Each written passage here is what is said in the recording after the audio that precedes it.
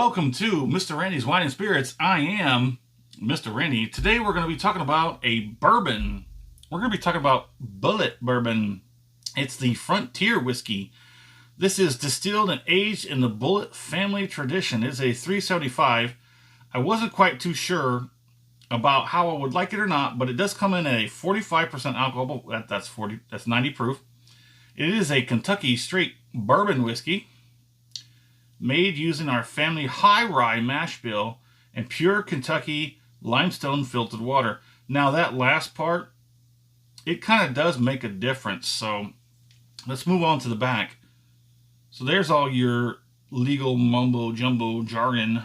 And there we go again. There's a serving facts. I'm kind of surprised that they put serving facts. 1.5 fluid ounces. No carbohydrates, but 110 calories. 110 calories. Mr. Randy has to walk 0.2 miles to work this off, and I have no problem with that. Let's go ahead and let's get a pour on, shall we, while we continue with all the details. So this is a Kentucky straight.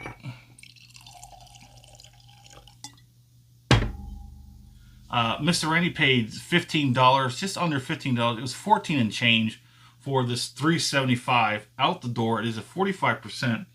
Now, the full 750 standard bottle is just under 30. It's 29 and change out the door. So, you know how they do it in Kentucky. That is actually a relatively nice and sort of lighter color. Now, I did not get any other information on whether this is chill filtered. I do not believe it is. Correct me in the comments. I have no problems with that. I enjoy information. I actually encourage you to give me information. But the short time amount that Mr. Randy took to do the research did not find anything about chill filtering or color added. But given the fact of how relatively light that is and how old, again, no age statement, but you know, there's a standard minimum of 2 to 4 years between these bourbons. It's got to be at least that, and it's relatively light, so I'm tending to lean towards no color added. The nose is very nice. For a bourbon, this is very nice. It's not offensive. It's soft.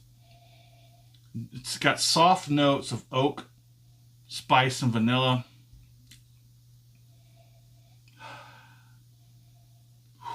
It's very nice. It's got a very nice nose. It's the wheat version we have here had a very interesting nose, but it's relatively the same. It's just, this seems to be a little bit more sweet, a little more caramel, vanilla, spicy oak. This is really nice. It's just like Taco Bell. With these characteristics, it's like Taco Bell. Taco Bell has a set limit of ingredients that it uses. It's how they arrange them that makes all the difference, and that is quite magical sorcery. It's got a beautiful nose. I like the nose. I held off on Bulleit bourbon for way too long. If you've never tried Bulleit bourbon and you've been holding off because you're like, I don't know about that, skip that. Go get one. Go get yourself a 375 and try it.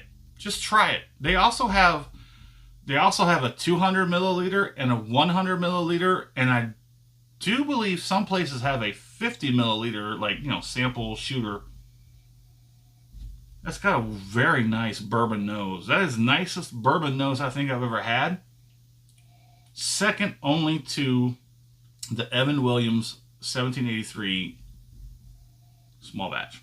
Now let's get on the palate.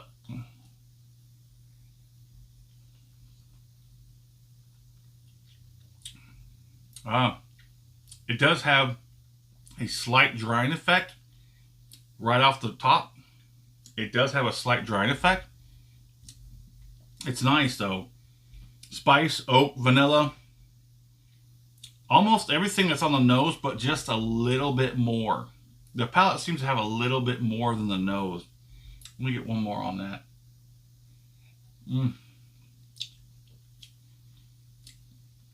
Man. Of all the bourbons Mr. Randy has tried, I do truly regret pushing this one back for so long. This is nicer than most of the other bourbons I've tried. I've heard the name, I've seen the bottles. It's just never been like anything outrageous, like, oh, you have to try this, oh, this is so special. But it's very nice. I'd probably peg this as a baseline bourbon. Now, I don't know the mash bill, but of course, to be a bourbon, it has to be 51% corn. I don't think, again, it is high rye. Okay, my bad.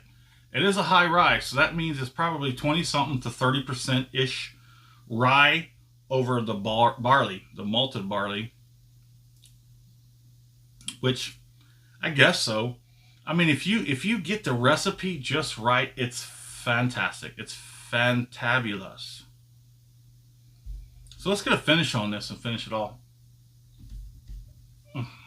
Mm.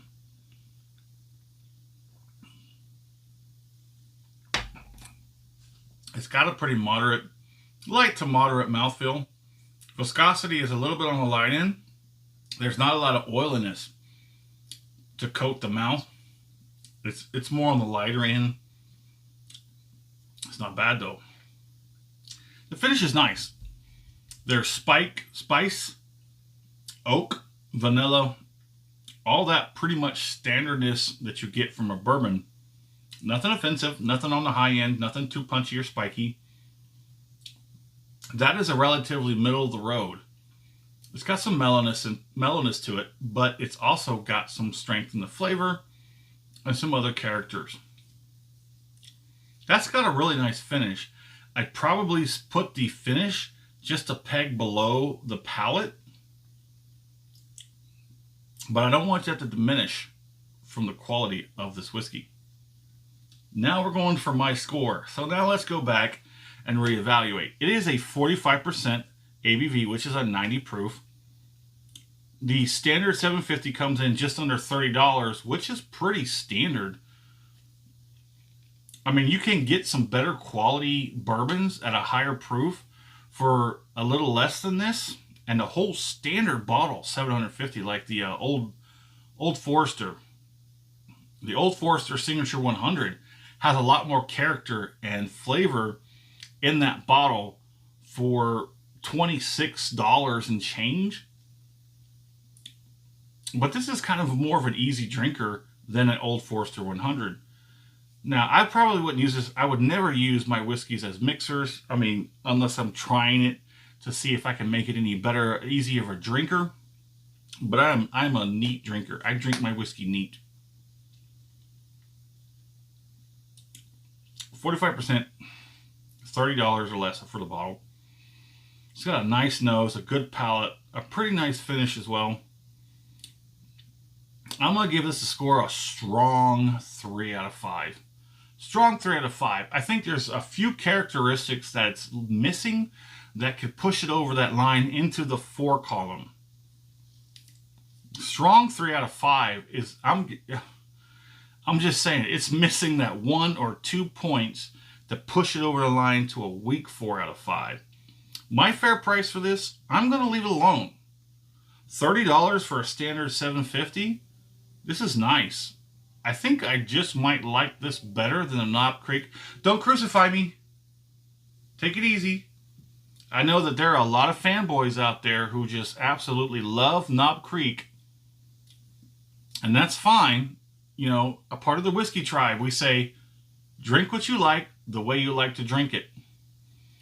There's no fanboy stuff going on here, okay? Like I said, Mr. Randy's philosophy in the whiskey journey is to try something new every single time, just to know if you like it or if you don't like it. Let us know in the comments. Have you tried this one? Let us know if you like it or disliked it. Let us know if there's something that you would compare this to very easily. So we did the fair price. I'll leave it alone. Would I buy this again? Maybe not. That's kind of controversial against what I said just a moment ago about it being a relatively good bourbon. It is. It really is. For the price, it really is. 90 proof, because I don't get in that whole proof hound kind of thing. I don't chase proofs. I chase taste. and quality. If it's good, it's good. If it's not, I'm not going to pay more for it. So it is what it is. It's nice bourbon. There are quite a few out there that are a little better for a little less and maybe a little more. But I like this. Even though I might not buy it again, I can say I'd very much so easily take this as a drink. If someone were to say, hey, you want to pour whiskey? I'd be like, heck yeah. I'm like, is Bulleit okay? I'm like, yes, Bulleit is very much okay. Let's go ahead and have the pour. Why are we still talking? Well, let us know in the comments what you think.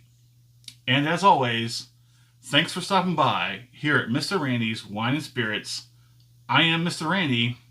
You have a good one.